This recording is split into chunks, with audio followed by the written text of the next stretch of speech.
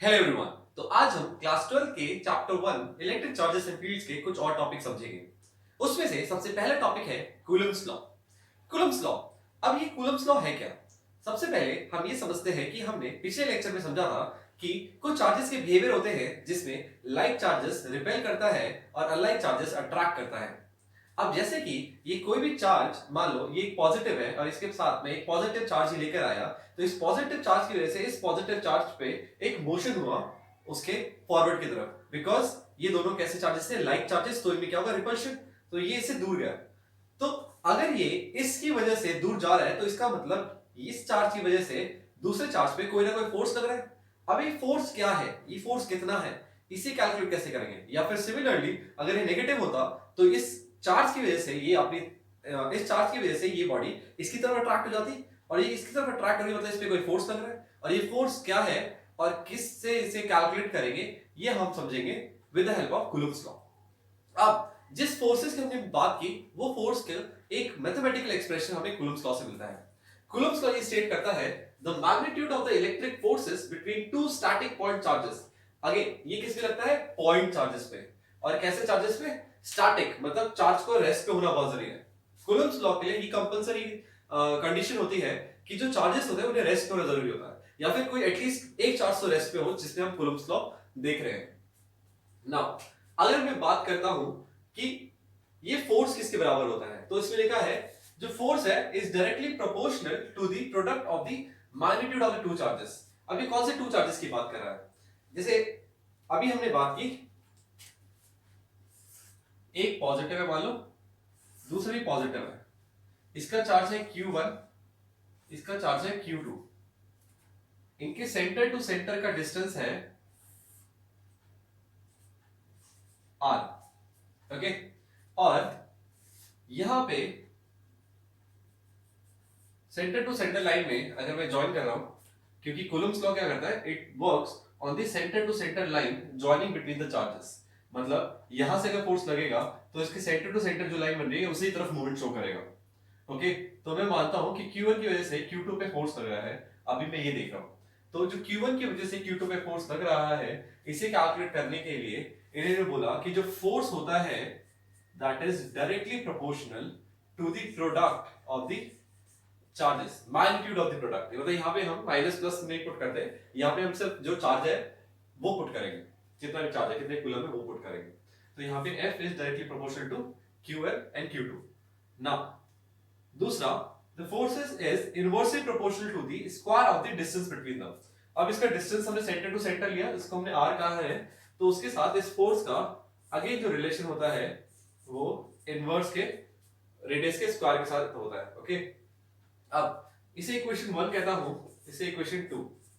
अगर इन दोनों कंबाइन करें तो कंबाइनिंग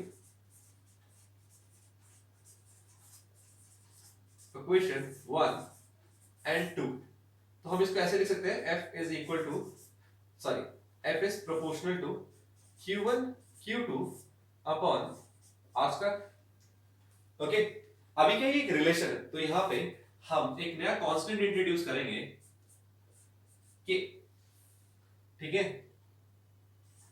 तो ये हो जाएगा K Q1 Q2 upon R square. तो ये हमारा होता है कूलम्ब्स लॉ। अब इसमें जो K है, where K is equal to 1 by 4 pi epsilon naught. अभी एप्सिलॉन नॉट क्या होता है? ये परमिटिविटी होती है इन वैक्यूम स्टेट। अभी वैक्यूम मीडियम में हम समझेंगे ये परमिटिविटी होती क्या है, और इसकी एक फिक्स वैल्यू होती है 9 into 10 to the power 9। Okay, और यूनिट होता है न्यूटन मीटर स्क्वायर पर कूलम्ब स्क्वायर। ओके, तो हम यहां पे K की यूनिट हमने समझी, K की वैल्यू होती है 9 into 10 to the power newton metre square पर कूलम्ब स्क्वायर। लेकिन ये हम तभी लेंगे जब हमारे चार्जेस किसी वैक्यूम, एयर या फ्री स्पेस में रखे होंगे। ओके, नाउ ये एप्सिलॉन क्या होता है हम अब इसे समझते हैं। अब एप्सिलॉन है क्या? अब यहाँ पे परमिटिविटी कहते हैं इसे। एप्सिलॉन क्या होता है? परमिटिविटी होता है। ओके, यहाँ पे लिखा है it is denoted by epsilon. अब परमिटिविटी क्या होता है हम इसे समझते हैं। परमिटिविटी क्या होता है बेसिकली, जैसे मैंने आपको बताया कि जो K की वैल्यू है ये कांस्टेंट नहीं है, ये जो k की वैल्यू हमने यहाँ लिखी है ये होती है वैक्यूम स्टेट में, लेकिन अगर हमारा मीडियम बदल जाए तो k की वैल्यू भी बदल जाएगी। ओके, क्यों? क्योंकि k डिपेंड करता है एप्सिलॉन नॉट पे, और एप्सिलॉन नॉट की वैल्यू डिपेंड करती है कि हमारा मीडियम कैसा है। जैसे कि हमें पता है कि हमने एक प्रॉपर्टी पढ़ी थी मैटर की, रजिस्टिविटी। रजिस्टिविटी डिसाइड करती थी कि मैटर के अंदर चार्जेस का फ्लो होगा या नहीं होगा। वैसे ही यहाँ पे एक प्रॉपर्टी है ये परमिटिविटी, बट ये परमिटिविटी प्रॉपर्टी क्या करती है, ये होती है मीडियम के लिए। जैसे ये दो चार्जेस है, ये अगर चार्जेस फ्री स्पेस, एयर या वैक्यूम में रखे हुए तो हम डायरेक्टली इसकी वैल्यू एप्सिलॉन नॉट के इक्वल पुट कर देंगे, और जिसमें k की वैल्यू हम 9 × 10 to the power 9 newton metre square पर कूलम स्क्वायर लेंगे। और कूलम अगर हम यहाँ बात करें कि एप्सिलॉन नॉट की वैल्यू क्या होती है इन वैक्यूम में या फ्री स्पेस में, एयर में, तो that is equal to 8.85 × 10 to the power -12। अब यहाँ पे हम इसकी यूनिट निकालना चाहें तो यूनिट कैसे निकाल सकते हैं? यूनिट निकालने के लिए हम यहाँ पे सिंपली कह सकते हैं ये हो जाएगा कूलम स्क्वायर पर न्यूटन स्क्वायर मीटर स्क्वायर। ये मैंने कैसे निकाला? मैंने इसी फोर्स से निकाला। यहाँ अगर मैं एप्सिलॉन नॉट, मुझे पता है k की वैल्यू 1/4 पाई एप्सिलॉन नॉट है, एप्सिलॉन नॉट का यूनिट निकालना चाहूं तो एप्सिलॉन नॉट इधर चला जाएगा, f नीचे आ जाएगा, तो यहाँ पे क्या हो जाएगा, q और q क्या है, कूलम स्क्वायर, r क्या है, मीटर स्क्वायर, f क्या है, न्यूटन। तो ये जाएगा कूलम पर न्यूटन स्क्वायर पर मीटर स्क्वायर, हाँ newton square and metre square. तो यहाँ पे मैंने क्या निकाली, एप्सिलॉन नॉट की यूनिट भी निकाली और एप्सिलॉन नॉट की वैल्यू लिखी। ओके, अब परमिटिविटी को हम जरा समझते हैं। ये परमिटिविटी है क्या? नाम में छुपा हुआ है परमिट। ये क्या करता है? परमिट करता है। क्या परमिट करता है? किस चीज की परमिशन देता है? ये परमिशन देता है अपने मीडियम के मॉलिक्यूल्स को। अब मीडियम अगर एयर है तो एयर में एयर पार्टिकल्स होंगे, वाटर है तो वाटर मॉलिक्यूल्स होंगे। तो ऐसे ही क्या है, ये अपने मॉलिक्यूल्स को परमिशन देता है कि जाओ और इनके बीच का जो भी इंटरैक्टिव फोर्स हो, चाहे वो रिपल्सिव हो चाहे वो अट्रैक्टिव हो, कैसा भी रिपल्सिव फोर्स हो, उसको जाके डिस्टर्ब करो। ठीक है, तो ये क्या करता है, ये डिस्टर्ब करता है इसके फोर्सेस को। तो यहाँ पे बेसिकली अगर हम समझे तो अगर ये इसे डिस्टर्ब कर रहा है, इसका मतलब इन दोनों के बीच के फोर्सेस को वीक कर रहा है। अगर डिस्टर्ब कर रहा है तो इन दोनों के फोर्सेस को वीक कर रहा है। अगर ये इसको धक्का दे रहा है तो भी ये इसे रोक रहा है, अगर इसे अट्रैक्ट कर रहा है तो भी इसे रोक रहा है। तो ये एक तरह से क्या करता है, इन्हें डिस्टर्ब करता है इस इंटरैक्टिव फोर्स को। और तभी हम यहाँ पे रिलेशन में भी समझ सकते हैं कि F का रिलेशन एप्सिलॉन नॉट के साथ इनवर्स होता है। अगर परमिटिविटी अगर वैल्यू ज्यादा है, परमिटिविटी वैल्यू ज्यादा है तो उसके बीच जो इंटरैक्टिव फोर्स होगा उसकी वैल्यू कम होगी। क्यों? क्योंकि अगर परमिटिविटी की वैल्यू ज्यादा है तो उस फोर्स और ट्रैक्शन के बीच में डिस्टर्बेंस ज्यादा होगी, और डिस्टर्बेंस ज्यादा होने की वजह से जो इसका इंटरैक्टिव फोर्स होगा उसकी वैल्यू कम होगी। तो ये चीज यहाँ पे हम इस हिसाब से समझ सकते हैं। और बाकी अगर तुम्हें कोई और मीडियम मिलता है, जैसे यहाँ पे अगर मैंने बोला कि मुझे अगर एयर, फ्री स्पेस या वैक्यूम मिलेगा तो मैं सीधे ये वैल्यू पुट कर दूंगा। अगर कोई और मीडियम मिलता है तो कोई और मीडियम का तुम्हें या तो क्वेश्चन में वैल्यू दे रखा होगा, नहीं तो वहां पे हम रिलेटिव परमिटिविटी या फिर डाइलेक्ट्रिक कांस्टेंट का इस्तेमाल करते हैं। अब ये रिलेटिव परमिटिविटी क्या है? रिलेटिव परमिटिविटी इसे हम एप्सिलॉन r से डिनोट करते हैं। ओके, एप्सिलॉन r, और ये क्या है, ये एक रेशियो है। जैसे कि हमने ये चीज देखी होगी कि हम किसी भी चीज को कंपेयर करते हैं, ठीक है, तो एक स्टैंडर्ड वैल्यू ले लेते हैं ताकि हमें क्लियर आइडिया लगता है कि कितना कम या कितना ज्यादा है। जैसे हमने पहले एक ऐसा टर्म रिलेटिव डेंसिटी पढ़ा था जिसमें हमने डेंसिटी के रिस्पेक्ट में बाकी सारे मीडियम की डेंसिटीज को कंपेयर किया। हमें वाटर की डेंसिटी पता होता है कि अगर वो केजी पर मीटर क्यूब है तो 1000 केजी पर मीटर क्यूब होती है। तो हम क्या करते हैं, सीधे relative density is equal to density of the medium upon density of the water. तो डेंसिटी ऑफ द वाटर से हम सारे मीडियम कितने मीडियम होते हैं उसे डिवाइड कर देते हैं, तो उससे हमें एक स्टैंडर्ड वैल्यू मिल जाती है। अगर 1 आ रहा है तो बोलेंगे अरे वाटर के बराबर डेंसिटी है, अगर 2 आ रहा है तो बोलेंगे अरे वाटर से तो दुगनी डेंसिटी है, अगर हाफ आ रही है रिलेटिव डेंसिटी तो बोलेंगे अरे वाटर से थोड़ा कम, आधा डेंसिटी है। तो इसका मतलब क्या है, रिलेटिव टर्म हमें हेल्प करता है, एक कंपैरेबल वैल्यू दे देता है जिससे हम एक क्लियर आइडिया लगा सकते हैं कि जो हमारी रिलेटिव डेंसिटी है या कि जो हमारा मीडियम का परमिटिविटी होगा तो वो कितना कम या कितना ज्यादा होगा। ओके, तो यहाँ पे हम ऐसा ही करते हैं। रिलेटिव परमिटिविटी में हम क्या करते हैं, ये भी एक रेशियो है जो कि permittivity of medium upon permittivity of vacuum. Again यहां पे मैं वैक्यूम भी लिख सकता हूं, एयर भी लिख सकता हूं और फ्री स्पेस भी लिख सकता हूं। ये सारी वैल्यूज हमने सेम मानी है बिकॉज इनमें कोई ज्यादा फर्क होता नहीं है, तो इसीलिए हम दोनों की सारी वैल्यूज को सिमिलर मानते हैं, मतलब बिल्कुल एक सेम वैल्यू लेके हम इसे कैलकुलेट करते हैं। तो अगर कभी वैक्यूम एयर फ्री स्पेस होगा तो हमें कुछ ज्यादा कैलकुलेशन करने की जरूरत नहीं है, हमें वैल्यू पता है या हमें इसमें ज्यादा कैलकुलेशन करने की जरूरत नहीं है, हमें सीधे के की वैल्यू पता है, हम पुट करेंगे और सॉल्यूशन आ जाएगा। लेकिन अगर हमें नहीं पता तो हम क्या करेंगे, या तो हमें क्वेश्चन में दे रखा होगा, नहीं तो हमें रिलेटिव परमिटिविटी दे रखा होगा, जिसकी हेल्प से या तो हम ये वैल्यू निकालेंगे, नहीं तो हम क्या कर सकते हैं, अगर हमें रिलेटिव परमिटिविटी दे रखा है तो हम इसे एक फोर्स के साथ इसका एक रिलेशन बिल्ड कर सकते हैं। अब ये कैसे होगा, मान लो ये इसी क्वेश्चन को हम लेके चलते हैं कि पहले फर्स्ट केस, यहां पे केसेस बनाते हैं, मानते हैं केस 1 में चार्जेस जो है is kept in free space, ठीक है, चार्जेस को कहां रखा गया, फ्री स्पेस में रखा गया। तो हमें पता है फोर्स का फॉर्मूला क्या होगा, F इज इक्वल टू के Q1, यहां K की जगह हम यहां पे वैल्यू लेते हैं 1/4 पाई एप्सिलॉन नॉट, बिकॉज यहां पे कस में रखा है, फ्री स्पेस में रखा है, Q1 Q2 upon R square. तो ये हमारा पहला केस बन गया, हमने इसे इक्वेशन 1 मान लिया। ओके, अब यहां पे हमने केस 2 बनाया, उसमें हमने क्या किया, हमने इसी चीज को जो एयर में था उसे हमने किसी मीडियम में रख दिया, वो मीडियम कोई भी हो सकता है, वाटर हो सकता है, ऑयल हो सकता है, किसी भी और मीडियम में हमने इसे रख दिया। तो उस मीडियम के अंदर अब क्या हो जाएगा, when charges is kept in medium, तो जब चार्जेस को मीडियम में रखा तो हम फोर्स का फॉर्मूला रखेंगे, यहाँ पे मैं इसको F नॉट से डिनोट करता हूँ, यहाँ पे मैं इसको F m से डिनोट करता हूँ, ताकि हमें भी नोटेशन समझ में आए और क्लियरली देख के समझ सके हम। तो यहाँ पे हम क्या करेंगे, 4 पाई एप्सिलॉन m लिख दिया मैंने, ठीक है, क्या लिख दिया, एप्सिलॉन m। ओके, यहाँ पे भी हम एक चीज लिख सकते हैं, इसे हम एप्सिलॉन m लिखेंगे और इसे हम एप्सिलॉन नॉट लिखेंगे। ओके, तो मैं कह सकता हूँ एप्सिलॉन r हमारा epsilon m by epsilon not के बराबर। ओके, तो इसे मैं क्या लिख दूंगा, Q1 Q2 upon R square. क्यों, क्योंकि चार्जेस को हमने चेंज नहीं किया, हमने उसके डिस्टेंस को भी चेंज नहीं किया, हमने सिर्फ मीडियम बताया। अब मैं क्या करूंगा, मैं अगर इक्वेशन 1 और इक्वेशन 2 को डिवाइड कर दूं, ठीक है, तो अगर मैं यहीं पे डिवाइड कर लेते हैं, अगर मैं यहाँ पे फॉर एग्जांपल मैं यहाँ पे इक्वेशन 1 और इक्वेशन 2 को डिवाइड कर रहा हूँ, ठीक है, तो क्या होगा, 4 पाई से 4 पाई कट जाएगा, Q1 से Q2 से Q1 Q2 कट जाएगा, R स्क्वायर से R स्क्वायर कट जाएगा, तो बचा क्या, F naught equals to 1 by epsilon naught और F m equal to 1 by epsilon m। तो अगर हम इसको डिवाइड करेंगे तो ये क्या हो जाएगा, ये रेसिप्रोकेट हो जाएगा, क्योंकि इसकी वैल्यू नीचे आ जाएगी और इसकी वैल्यू ऊपर चली जाएगी, तो ये कुछ इस तरह की इक्वेशन बन जाएगी, that F naught by F m equals to epsilon m by epsilon naught. और ये चीज अभी हमने देखी थोड़ी देर पहले कि epsilon m by epsilon naught, मतलब epsilon m by epsilon naught किसके बराबर होता है, एप्सिलॉन r के बराबर। तो मैं इसको फर्दर ऐसे लिख सकता हूं कि F naught by F m is equal to epsilon r। अगर ये एप्सिलॉन r यहां पे आ गया तो इसको मैं फर्दर ऐसे भी लिख सकता हूं that F m is equal to F naught by epsilon r।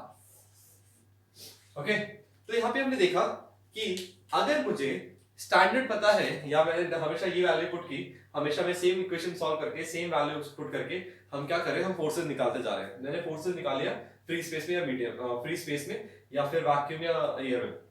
अगर मैंने वहां फोर्सेस निकाल लिया तो मुझे इसमें क्या दोबारा बोला जाए कि इस सी को हमने किसी और मीडियम में रख दिया, तो मुझे बार बार मीडियम की एप्सिलॉन नॉट की वैल्यू पुट करके एप्सिलॉन की वैल्यू पुट करके सॉल्व करने की जरूरत नहीं है। मैं सिंपली क्या करूंगा, मैं उस वैल्यू को जो कि मैंने एयर के लिए फोर्सेस निकाले थे या वैक्यूम के लिए फोर्सेस निकाले थे, उसको मैं सीधे रिलेटिव परमिटिविटी से डिवाइड कर दूंगा, तो मुझे फोर्स जो मीडियम में लगेगा वो मुझे डायरेक्टली मिल जाएगा। तो ये इक्वेशन हमें इसलिए बहुत हेल्प करता है। तो अगला टॉपिक है Coulomb's law in vector form.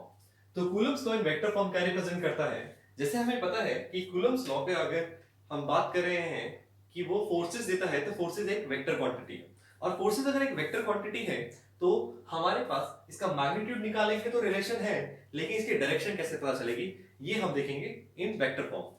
अब यहां पे अगेन हम एक डायग्राम से समझते हैं कि यहां पे एक पॉजिटिव चार्ज है और यहां पे भी एक पॉजिटिव चार्ज है जो कि कुछ r डिस्टेंस दूर है। ओके, इस चार्ज को मैं कहता हूं Q1, इसको मैं कहता हूं Q2। ओके, तो हमें पता है कि दोनों पॉजिटिव है, तो इनके बीच में क्या होगा, रिपल्सिव फोर्स होगा। अब अगर मैं बात करूं, मैं एक एक करके चार्ज को कंसीडर करता हूं। मैं कहता हूं यहाँ पे Q1 है, यहाँ Q2 है। अगर मैं बात करूं Q2 पे क्या फोर्स लगेगा बिकॉज ऑफ Q1, क्योंकि Q1 की वजह से Q2 क्या करेगा, कुछ इस डायरेक्शन में चला जाएगा। तो फोर्स की डायरेक्शन Q2 पर बिकॉज ऑफ Q1 कुछ इस तरफ होगी। तो हम इसको कुछ ऐसे भी ले सकते हैं, force on charge 2 due to charge 1। और ऐसे सिमिलर फोर्स यहां पे होगा।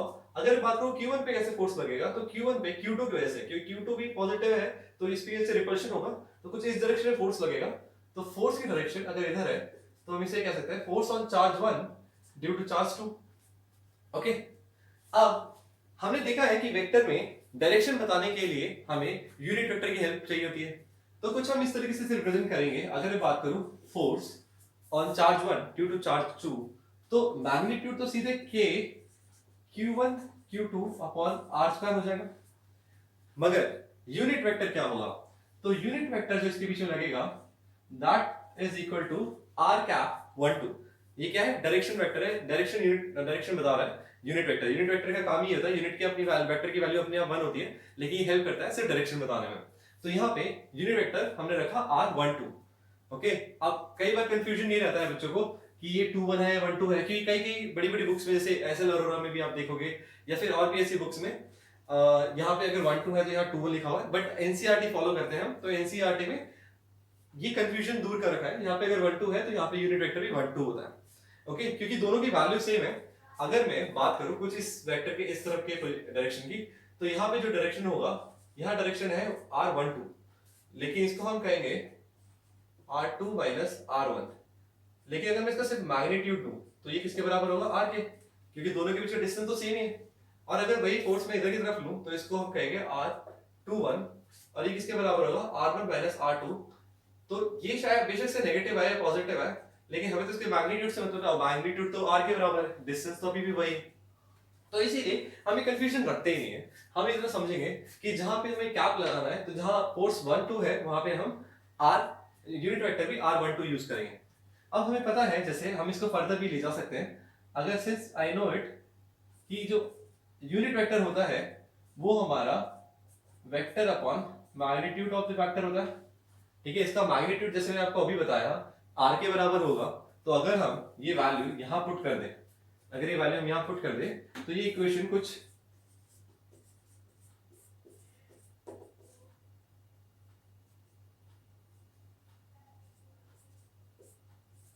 अब यहाँ पे R12 की जगह मैं R पुट कर रहा हूं, क्योंकि अभी मैंने बताया कि R12 हमारे किसके बराबर है, R के। तो यहाँ पे कुछ इक्वेशन इस तरह की हो जाएगी कि Q1 Q2 upon R cube R12 vector. Okay, तो वेक्टरली हम इसे ऐसे रिप्रेजेंट करते हैं। और सिमिलरली आप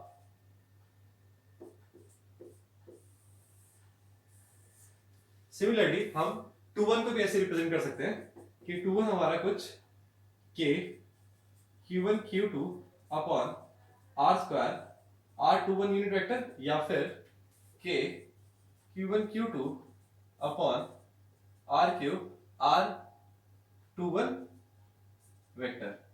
तो हम कुछ ऐसा रिप्रेजेंटेशन ले सकते हैं। ओके, तो ये क्या इसका वेक्टर रिप्रेजेंटेशन है। अब वेक्टर रिप्रेजेंटेशन हम वेक्टर इक्वेशंस में यूज करेंगे। हम ये इसलिए यूज करते हैं क्योंकि यहाँ पे हमें डायरेक्शन भी क्लियर हो गया और फोर्स का मैग्नीट्यूड भी क्लियर हो गया। फोर्स का मैग्नीट्यूड हमने इस इक्वेशन से निकाल लिया, जैसे इस इक्वेशन से निकाल लिया, इस इक्वेशन से निकाल लिया। और जो यूनिट वेक्टर है ये हमें डायरेक्शन भी बता रहा है कि यूनिट वेक्टर जैसे बता रहा है कि अगर ये 1 2 है तो 1 2 का डायरेक्शन क्या है, इस तरफ, और अगर 2 1 है तो इसके डायरेक्शन क्या है, इस तरफ। राइट, तो इस तरीके से हमारा ये कंफ्यूजन दूर हो जाता है। ओके, अब हम बात करेंगे similarities and differences between Fe and Fg। अब ये हमने स्पेसिफिकली अलग से क्यों पढ़ा, क्योंकि हमने जो इक्वेशन यहाँ पढ़ी F equal to K Q1 Q2 by R², ये थोड़ा सा सिमिलैरिटी रखता है हमारे उस इक्वेशन से जो हमने ग्रेविटेशन चैप्टर में पढ़ा था। ये हमने 9th में पढ़ा है, हमने 11th में पढ़ा है। अब इक्वेशन क्या होती है, अभी इलेक्ट्रोस्टैटिक फोर्स, इसको हम इलेक्ट्रोस्टैटिक फोर्स भी कहते हैं, कूलम्ब फोर्स को। तो इलेक्ट्रोस्टैटिक फोर्स की इक्वेशन हमने पढ़ी R²। ओके, और हमें पता है ग्रेविटेशनल फोर्स की इक्वेशन भी कुछ ऐसी ही होती है, बट यहां पे हम मासेस का प्रोडक्ट लेते हैं। बाकी जो यहाँ पे कांस्टेंट है वो एक यूनिवर्सल कांस्टेंट है। के की वैल्यू हमें पता है 9 इंटू 10⁻⁹ होती है, that is equal to newton metre square पर कूलम स्क्वायर। वहीं जी की value 6.67 into 10⁻⁻11 newton metre square per KG square होती है। ओके, जी को हम यूनिवर्सल ग्रेविटेशनल कांस्टेंट कहते हैं, मतलब जी की value through out the universe constant रहेगी। लेकिन ऐसा के साथ नहीं है। के क्या है? के हमारा डिपेंड करता है परमिटिविटी, यानी परमिटिविटी जितनी होगी उसके अकॉर्डिंग हमारी के की वैल्यू वैरी करेगी। अगर परमिटिविटी ज्यादा, के की वैल्यू उतनी कम, परमिटिविटी कम, के की वैल्यू उतनी ज्यादा। तो ये क्या मीडियम टू मीडियम वैरी करती है, बट ये मीडियम टू मीडियम वैरी नहीं करती। तो यहाँ पे हम कुछ सिमिलरिटीज और कुछ डिफरेंसेस देखेंगे। जैसे कि अगर हम बात करें Fe और Fg की, तो पहली सिमिलरिटी ये है कि दोनों आर स्क्वायर यानी कि दोनों मासेस या दोनों चार्जेस के बीच का जो डिस्टेंस है उसके इनवर्स के स्क्वायर, मतलब डिस्टेंस के स्क्वायर से इनवर्स रिलेशन रखते हैं। या Fe भी इनवर्स रिलेशन रखता है आर स्क्वायर के साथ, Fg भी इनवर्स रिलेशन रखता है आर स्क्वायर के साथ। तो ये हमारी पहली सिमिलरिटी है। अगर हम बात करें तो जो दोनों फोर्सेज है, जैसे मैंने यहाँ पे देखो हर जगह डायग्राम बनाया centre to centre, even masses में भी जब हम ग्रेविटेशन पढ़ते हैं तो ग्रेविटेशन में भी अगर मैं इसे बोलूं कि मास m1 है, ये मास m2 है, तो ये सेंटर टू सेंटर एक्ट करता है, राइट। तो ये दोनों जो फोर्सेज होते हैं सेंटर टू सेंटर एक्ट करते हैं। और दूसरी चीज जिसे मैंने तुम्हें बोला था कि कॉलम फोर्स में हम ये चीज ध्यान देंगे कि यहाँ पे जो लाइन जॉइनिंग होगी फोर्स उसी के अलोंग लगेगा। और ऐसा ही कुछ ग्रेविटेशन में भी होता है कि जो लाइन उन्हें ज्वाइन कर रही है दोनों चार्जेस को, उनके सेंटर टू सेंटर पे जो लाइन होंगे, अगर हम सेंटर टू सेंटर मार्क करके एक लाइन बनाएंगे तो जो फोर्सेस है वो सेंटर टू सेंटर ही मार्क करेंगे, ठीक है, उसके अकॉर्डिंग ही उनमें ही मूव करेंगे। तो ऐसा दोनों में होता है। यहाँ पे कूलम फोर्स में भी होता है, इलेक्ट्रोस्टैटिक फोर्स में होता है, ग्रेविटेशनल फोर्स या फिर यूनिवर्सल ग्रेविटेशनल फोर्स होता है उसमें भी होता है। ओके, अब यहाँ बात करें तो हमारा जो इलेक्ट्रोस्टैटिक फोर्स होता है ये रिपल्सिव भी हो सकता है और अट्रैक्टिव हो सकता है, depending on the nature of the charge. अगर पॉजिटिव पॉजिटिव या लाइक चार्जेस होंगे तो क्या करेंगे, रिपल करेंगे। अगर अनलाइक चार्जेस होंगे तो क्या करेंगे, अट्रैक्ट करेंगे। लेकिन अगर मैं बात करूं ग्रेविटेशनल फोर्स की, तो ग्रेविटेशनल फोर्स हमेशा अट्रैक्टिव होता है। वो क्या करता है, सारे ऑब्जेक्ट को अपनी तरफ अट्रैक्ट करने की कोशिश करता है। ओके, तो ये हमेशा अट्रैक्टिव होगा। ये रिपल्सिव भी हो सकता है और अट्रैक्टिव भी हो सकता है। वहां हम बात करेंगे एफजी और एफई की। तो मैंने अभी आपको बताया कि जो एफजी है ये क्या होता है, इंडिपेंडेंट ऑफ द मीडियम होता है, क्योंकि इसमें क्या जो कांस्टेंट है ये क्या यूनिवर्सल ग्रेविटेशनल कांस्टेंट है, ये through out the universe same रहता है। लेकिन जो Fe है उसमें जो हमारा k है वो हमारा डिपेंडेंट होता है किस पे, मीडियम पे। क्योंकि मीडियम की जितनी परमिटिविटी होगी उसके ऊपर डिपेंड करेगा कि हमारी k की वैल्यू क्या होती है। फिर हम बात करेंगे Fe और Fg में कौन सा बड़ा फोर्स है। तो Fg हमें ऐसे जरूर लगता हो कि वो बहुत बड़ा है, क्योंकि वो क्या करता है, पूरे मतलब अर्थ में हर एक ऑब्जेक्ट को उसने अपनी तरफ अट्रैक्ट करके रखा हुआ है, तो कितना ह्यूज फोर्स होगा। मगर electrostatic force comparatively gravitational force से बहुत बहुत बहुत ज्यादा बड़ा होता है, बहुत ज्यादा स्ट्रॉन्ग फोर्स होता है। ठीक है, इस बारे में हम डिस्कशन पहले भी करते हैं चैप्टर 1 फिजिक्स क्लास 11th में भी, जब हम फिजिकल क्वांटिटीज का समझते हैं, तो वहां पे भी ये चीज आपने देखी है कि इलेक्ट्रोस्टैटिक फोर्स जो होता है वो बहुत ज्यादा ही स्ट्रॉन्ग होता है as compare to gravitational force. ठीक है, तो आप पहले इन सबका स्क्रीनशॉट ले लो। ओके, तो अब हम कुछ न्यूमेरिकल्स देख लेते हैं। इसमें हम जो हमें लास्ट लेक्चर में पढ़ा था क्वांटाइजेशन ऑफ चार्ज, साथ साथ मेथड्स ऑफ चार्जिंग, उसका इस्तेमाल भी करेंगे। अभी हमने पढ़ा है कूलम फोर्स। तो यहाँ पे क्वेश्चन हमसे पूछा है द इलेक्ट्रोस्टैटिक फोर्स यानी कि coulomb force of repulsion between two positively charged ion carrying equal charge is 3.7 into 10 to the power minus 9 Newton. यानी हमें क्या दे रखा है, सबसे पहले हम वो लिखेंगे गिवन, जो हमें गिवन है वो क्या है, फोर्स कितना है 3.7 into 10 to the power minus 9 Newton. Okay, when they are separated by a distance of 5 Armstrong. यहाँ पे हम डिस्टेंस दे रखा है यानी कि 5 आर्मस्ट्रॉन्ग दे रखा है। इसका मतलब क्या होता है 5 into 10 to the power minus 10 metre के बराबर हो गया, क्योंकि a आर्मस्ट्रॉन्ग की value 10 to the power minus 10 होती है। Okay, how many electrons are missing from each ion. अब इसको समझते हैं कि क्या पूछना चाहता है। अभी हमें F पता है, हमें R पता है, ठीक है, क्या हम Q निकाल सकते हैं, हमें पता है। हम मान लेते हैं यहां पे कि let both the charged ion are having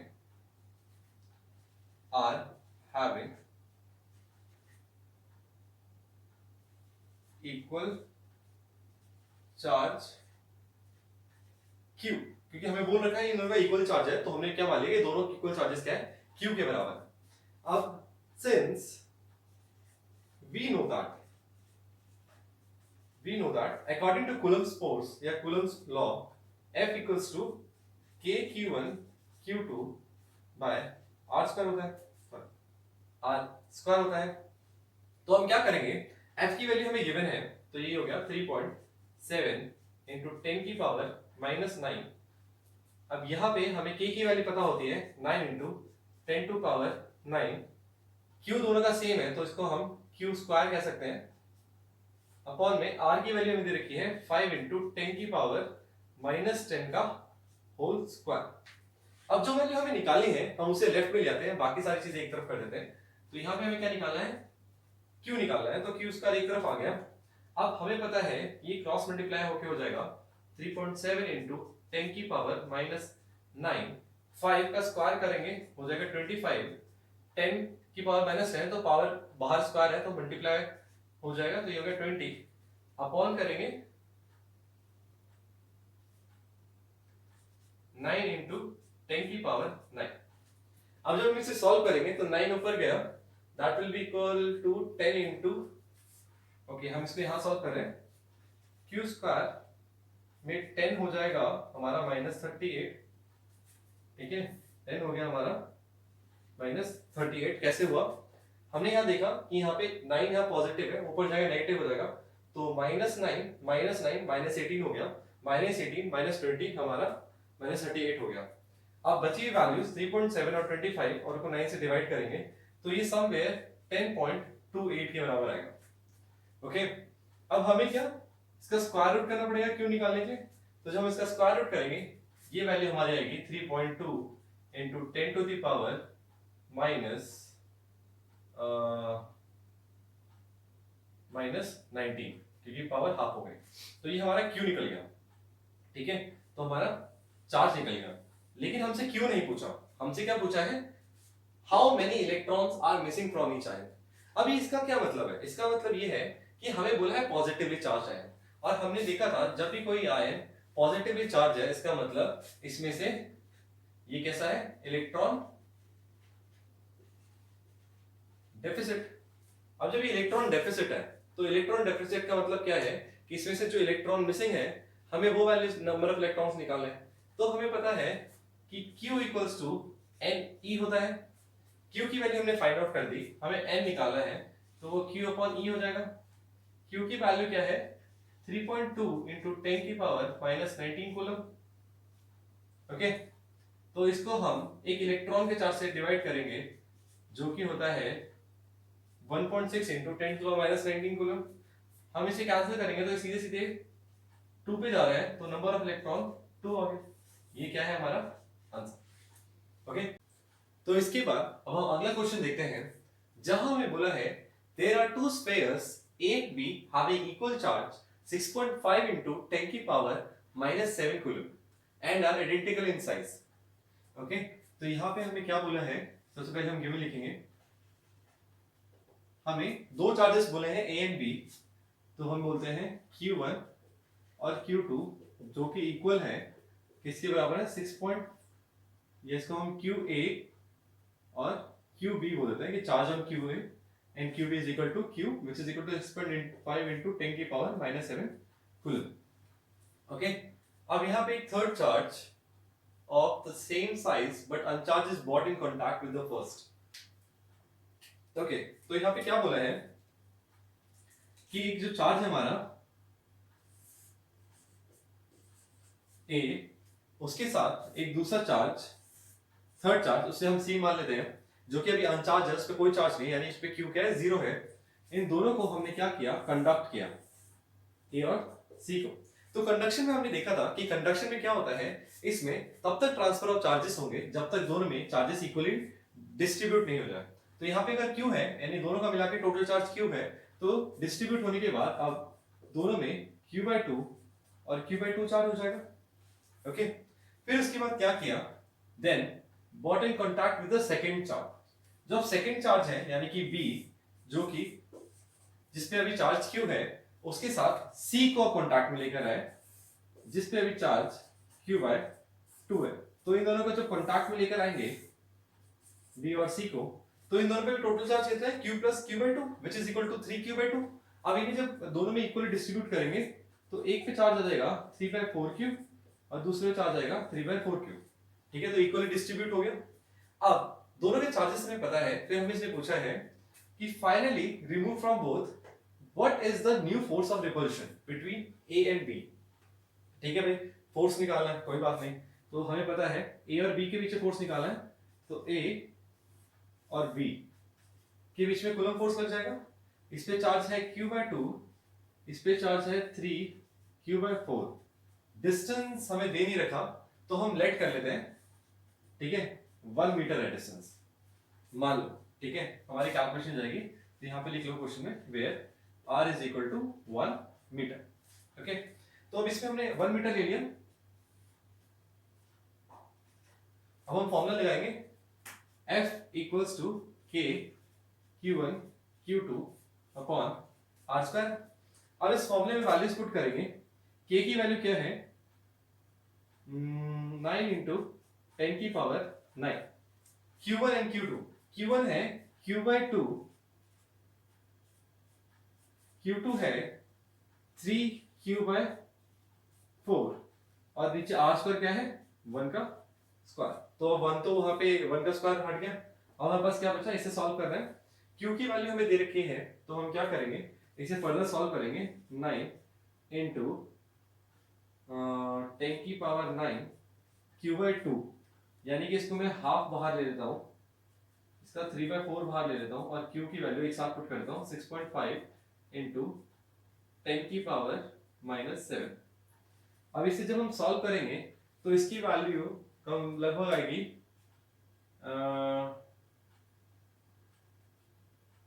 0.75। इसको मल्टीप्लाई करेंगे तो 21.94 इंटू 10 की पावर 9 न्यूटन के आसपास आएगी। ठीक है, तो ये हमारा क्या आ गया, फोर्स आ गया। तो ये अप्रॉक्स है, ये गलत भी हो सकता है, मैंने तो ऐसे डायरेक्ट कैलकुलेशन कर दी तो एग्जैक्ट नहीं होगा, लेकिन फिर भी हमारा आंसर कुछ ऐसा आएगा, हम इसे डायरेक्ट सॉल्व करेंगे, हमारा आंसर आ जाएगा। ठीक है, तो इस तरीके से हम क्वेश्चंस को सॉल्व करेंगे और आगे जितने भी आपने ऐसे सॉल्व एग्जांपल्स मिल रहे हैं, आप ऐसे सॉल्व एग्जांपल्स भी कीजिए, एनसीईआरटी के क्वेश्चन कीजिए। तो इससे क्या होगा, आपकी और प्रैक्टिस होगी, आपकी अंडरस्टैंडिंग बनेगी इस टॉपिक के ऊपर। अब इसके बाद जो अगला टॉपिक है उस पे काफी न्यूमेरिकल्स बनते हैं और काफी इंपॉर्टेंट टॉपिक है, जिसमें मैं चाहता तो आज के लेक्चर में कर देता, बट लेक्चर ऑलरेडी बहुत बड़ा हो गया था, तो मुझे लगा कि हम नेक्स्ट लेक्चर में उसे करें और उसके साथ हम क्वेश्चन करेंगे एक साथ, तो हमारी प्रैक्टिस भी उसी वक्त हो जाएगी। तो हम नेक्स्ट क्लास में हम प्रिंसिपल ऑफ सुपरपोजिशन डिस्कस करेंगे और उस पर काफी सारे न्यूमेरिकल्स भी करेंगे। Okay, thank you so much.